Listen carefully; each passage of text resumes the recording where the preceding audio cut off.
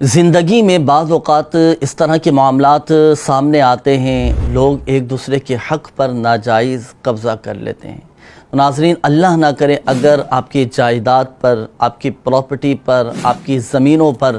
آپ کے پیسوں پر اگر کسی نے قبضہ کر لیا ہے، کوئی پیسے دبا کر بیٹھ گیا ہے، کوئی آپ کی رقم لے کر بھاگ گیا ہے، یا اللہ نہ کرے آپ نے کسی کو کوئی پیسے دیے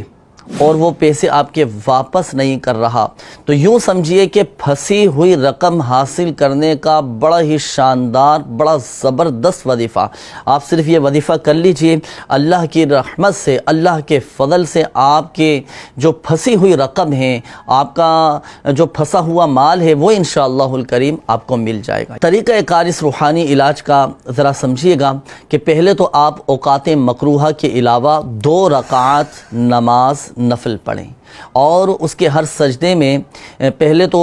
3 بار سبحان ربی الاعلیٰ جو ہم نماز میں پڑھتے ہیں، ہر سجدے میں پڑھی جاتی ہے یہ تسبیح، 3 بار سبحان ربی الاعلیٰ کہنے کے بعد 75 مرتبہ 75 ٹائمز آپ پڑھیں گے یا مذل یا معز،